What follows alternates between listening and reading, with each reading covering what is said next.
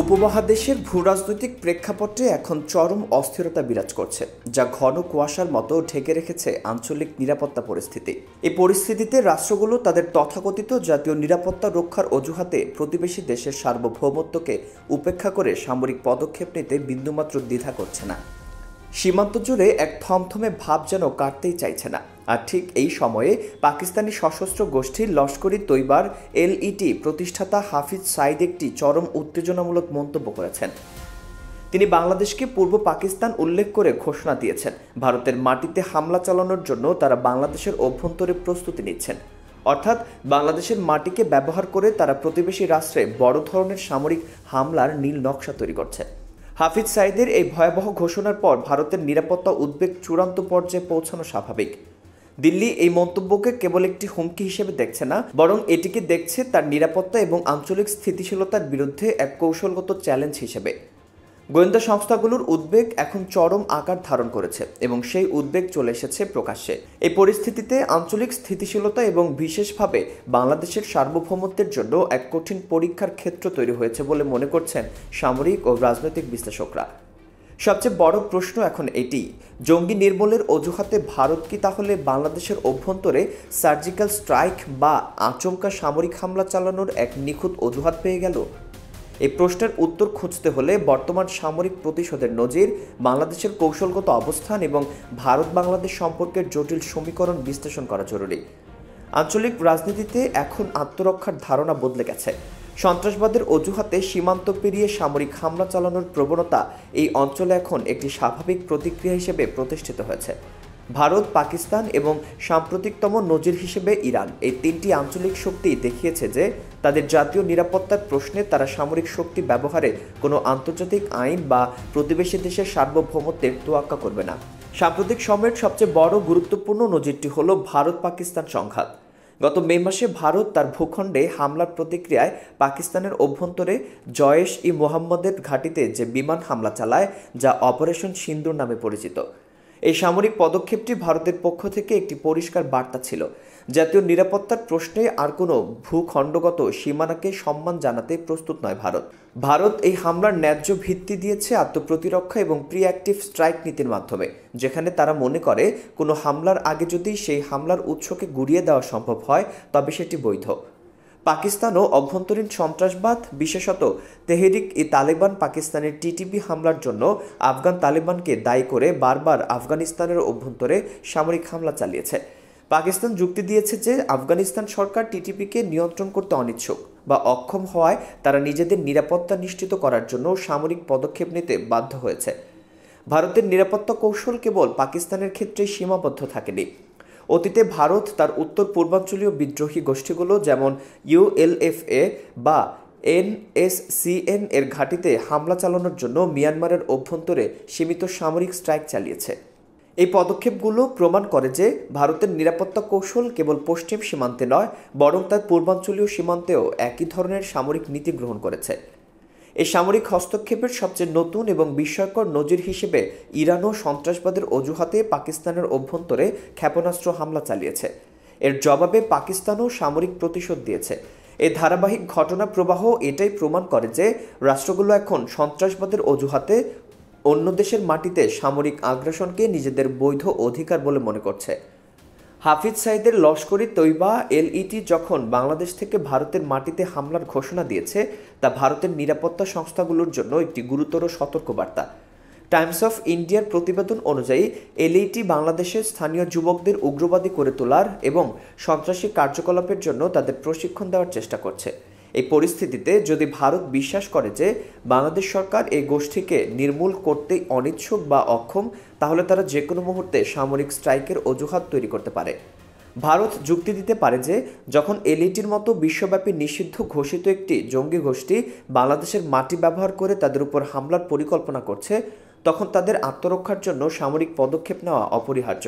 সম্প্রতি ভারতের এক প্রভাবশালী রাজনৈতিক বিশ্লেষক তো বাংলাদেশ পরিস্থিতিকে কিউবা বা ইউক্রেনের সঙ্গে তুলনা করেছেন। তার মতে ইউক্রেন যেমন নিজেদের নিরাপত্তা নিশ্চিতের অজুহাতে রাশিয়ার সামরিক আক্রমণের শিকার হয়েছিল, বাংলাদেশও যদি ভারতের নিরাপত্তা সংবেদনশীলতাকে উপেক্ষা করে তবে একই ধরনের চরম পরিণতির মুখে পড়তে পারে। যদি দেশটির রাষ্ট্রীয় মতও এমন হয়, তবে বিশ্লেষকরা মনে করেন বিষয়টাকে কোনোভাবেই অবহেলা করা ঠিক হবে না। কিন্তু এত শঙ্কা কেন? এর কারণ দ্বিপাক্ষিক সম্পর্কের অবনতি এবং ভূ রাজনৈতিক সমীকরণ। বাংলাদেশের সঙ্গে ভারতের দ্বিপাক্ষিক সম্পর্ক বর্তমানে ইতিহাসের সবচেয়ে খারাপ পর্যায়ে রয়েছে। অন্যদিকে বাংলাদেশ এই সুযোগে কৌশলগতভাবে পাকিস্তান ও চীনের সঙ্গে তার সামরিক ও কূটনৈতিক সম্পর্ককে জোরদার করেছে। পাকিস্তানের সামরিক কর্মকর্তারা, বিশেষ করে সেনাপ্রধান সহ উচ্চপদস্থ ব্যক্তিরা নিয়মিতভাবে বাংলাদেশে যাতায়াত করছেন এবং সরকারের উচ্চ পর্যায়ের কর্মকর্তাদের সঙ্গে বৈঠক করছেন। বাংলাদেশের সেনাবাহিনীর সঙ্গে পাকিস্তান সেনাবাহিনীর সম্পর্কের এই পুনর্মূল্যায়ন ভারতের জন্য একটি বড় কৌশলগত উদ্বেগ সৃষ্টি করেছে। বাংলাদেশের সেনাবাহিনীর সঙ্গে পাকিস্তানের সেনাবাহিনীর সম্পর্কের এই পুনর্মূল্যায়ন ভারতের জন্য একটি বড় কৌশলগত উদ্বেগ সৃষ্টি করেছে বলে নয়াদিল্লির কৌশলবিদরা মনে করেন। ভারত এই ঘনিষ্ঠতাকে তার আঞ্চলিক নিরাপত্তার বিরুদ্ধে একটি কৌশলগত জোট হিসেবে দেখতে পারে এবং যে কোনো অজুহাতে সেই প্রভাব খর্ব করতে চাইতে পারে। ভারতের সবচেয়ে দুর্বল সংযোগস্থল হলো সেই শিলিগুড়ি করিডর বা চিকেন স্নেক। এই করিডরটি বাংলাদেশের সীমানা থেকে খুব কাছে। এইটুকু সরু জায়গা ভারতের পূর্বাঞ্চলীয় রাজ্যগুলোকে ধরে রেখেছে। এই কৌশলগত অবস্থানে চীনের মনোযোগ ও উপস্থিতি স্পষ্ট। এই করিডর বিচ্ছিন্ন হওয়া নিয়ে ভারত বরাবরই উদ্বিগ্ন থাকে। সম্প্রতি ভারত এই করিডরকে সুরক্ষিত রাখতে এর আশেপাশে বিহারের কিষানগঞ্জ, আসামের ধুবড়ী এবং পশ্চিমবঙ্গের চোপড়া এলাকায় 3টি নতুন সামরিক ঘাঁটি তৈরি করেছে বলে খবর।